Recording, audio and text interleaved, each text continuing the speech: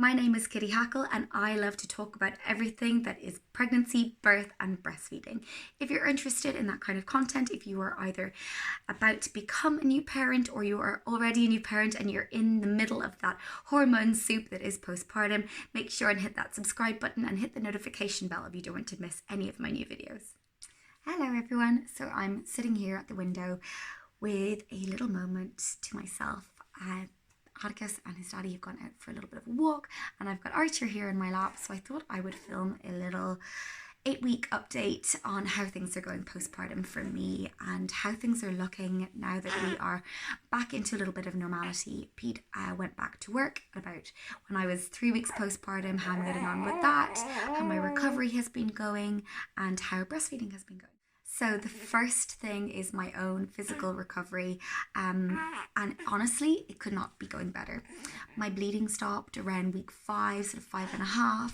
I've been minding myself really well, and actually it stopped around week 4, and then we're joined by Mr. Archer. He smiles. He's gaining weight like an absolute champ. Okay. Oh my goodness. So sorry, my own recovery has been going really well.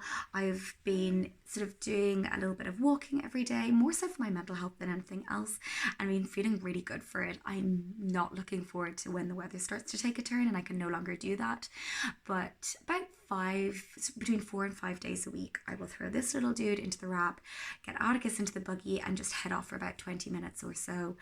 There's a little loop that I do kind of around the house and that tends to take around 20 minutes for me to do, but I feel so much better afterwards. It's more so for my mental health than anything else, if I'm completely honest, but doing that gives me the little bit of headspace first thing in the morning, as well as helping us all sleep a bit better at night, exposed with that exposure to sunlight nice and early. They say before 10 a.m. and that's generally what I manage to reach before we get back. I'm also continuing to do my work on my pelvic floor and working on my ab separation, which is now down to just a 1 finger gap, which is fantastic considering it was probably about a 2.5 if not 3 finger gap when we initially started. If you're curious about what sort of exercises I've been doing, I actually filmed my little exercise routine a few weeks back, so you'll see it's a full 10-minute routine of what I do just from start to finish, so you can join along with me. But I'll generally do that kind of routine on the days where I don't go for a walk, so maybe 3 or 4 times a week. I have noticed some postpartum hair loss starting, which is funny because I feel like I didn't really notice it with Atticus until he was maybe a year old, but I've still got my little wispies, I call them my little unicorn horns, coming through. So it'll be very interesting to see what happens with my hair. I was very tempted to chop it. I feel like when I was maybe 2 weeks postpartum, I remember having a conversation with my friend saying I need to do something, something needs to happen. There needs to be some change. This isn't maintainable. And I wanted to do something that was almost drastic, was the only way I could describe it. And we were talking about it and she said, it makes perfect sense that you've undergone this massive transition in becoming a mum of 2 and everything that happens with that and this, the birth. And she was like, of course you want to reflect that change on the outside too. And I was like, oh yeah, of course I do. That makes perfect sense. Needless to say, I did not dye my hair blonde, although I was very tempted to. I was once blonde. I should maybe insert a picture here. I don't know whether it suited me. I think it lasted like a week until the roots started coming in and I was like, this is not maintainable for someone who only goes to the hairdresser like twice in their life. I think I've been once to get the hair dyed blonde and once before my wedding. So I'm clearly very low maintenance. But I haven't got any tattoos and didn't get any piercings, so I'm quite proud of myself for having sort of sat with that decision up until now. I'm continuing to mind myself really well in terms of my mental health. I was very worried that I would sort of take a spiral. I do suffer quite badly with my mental health at times, but I've surprisingly felt really good. I've been, trying my best to do some sort of movement every day. I've continued to take my omega-3s and my vitamin D and eat as well as I can. So I've been doing things like doing a little bit of food prep whenever Pete is home on the weekends.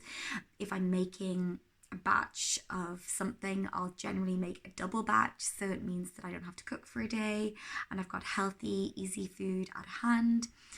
I do like one green smoothie a day, and I'll always make double, adding in all the extra things that are really beneficial for my health. So I'm still eating lots of, protein rich, high fat foods because I'm still tandem nursing, which is funny to say because I don't think I ever expected that I would be feeding at this point, with Atticus being nearly nearly 2.5.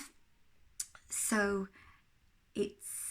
we're in it, we're doing it. I couldn't even have visualized how that would have worked before, but it just does. And it's the most incredible thing to be sort of sitting there and knowing that you're nourishing your two babies in the most amazing way, quite literally sucking the life out of me in many ways. And sleep is pretty much non-existent. I end up with both of them in the bed, both of them on top of me, feeding away for most of the night. But I feel great. I feel really good, and I'm prioritizing sleep wherever I can, so going to sleep really early. Atticus is slowly dropping his naps, which I was not ready for. I genuinely thought we'd get another half a year out of him. But when he does nap, I soak them up and snuggle back into bed with the two of them and go to bed nice and early on the weekday and try and get a little bit of a lie-in on the weekends. And we're just figuring it out. We used to have it that we'd all sleep in the bed together, so Pete as well. But actually, since he's got such a dangerous job, I just sort of thought, you know what, at least one of us could get a good night's sleep. So is when Atticus comes in, normally anywhere between like 11 o'clock and like 1 o'clock into our bed, Pete will just go then and do a swap and go into his bedroom. Thank goodness he's not in a cot, actually, so Pete can fit just in his little normal single bed. But that's been working really well for us. I know it's not the same for every family, but for us, for the time of life that we're in, we still get time together as a couple at the beginning of the night. Just joined by this little munchkin who has been pretty fabulous. He's not a unicorn baby. I was hoping for one of those unicorn babies that sleeps through the night from 2 weeks old. But he's not one of those, and I'm okay with it. I don't really know any different. Atticus was a snacker, and a snacker as in a regular breastfeeder. He would feed every like hour and a half his whole life, basically, until he started getting really into solids and being able to walk and be distracted by things. And this little dude is exactly the same. He is gaining weight like an absolute champ, though. He's very different from Atticus, so he feeds just as often but isn't quite as efficient. So even as a lactation consultant, we run into issues, and I have to be so focused on how he latches at the breast, doing a lot of breast shaping and incorporating a lot of positions that are supportive to him, since he does have a degree of a posterior tongue tie, which means the tie further back under his tongue. And it means that he clicks quite a lot of the breast. So if this is your first time breastfeeding, you should only really be able to hear your baby sucking and swallowing at the breast. There shouldn't be any extra slurping or clicking. Anything like that indicates there's a bit of an issue going on. So for me, I know that there are certain ways that I can position my body to adjust his latch and to adjust my own body in a more reclined position. That means that the clicking is no longer audible and that he's not taking in air as that seal breaks around the breast. So laid back feeding and sort of shaping my breast, so using that kind of flipple technique to get him on nice and deeply, has worked really nicely. I'm not concerned about his tongue tie since he's gaining weight so well and meeting all of the developmental milestones that he should be at this age, as well as the fact that it's not an anterior tie, so it's not at the front, it's further back, so it's not going to affect things like speech or eating or oral hygiene or his ability to French kiss when he's older, which I know I don't even want to think about. But of course, Pete and I both think he's going to be like the most handsome boy in the whole of Ireland, so we're already worried about that. As every parent does. It's so different being a mum of more than one child, though. So for all of those of you who have just started this journey and just ventured into being a mum of more than one baby, your heart truly grows. It bursts into and doubles in size. And for me, it's tripled because I've got gorgeous Jess, my stepdaughter, and who's just been fabulous. Both herself and Atticus, it's like Archer's always been here.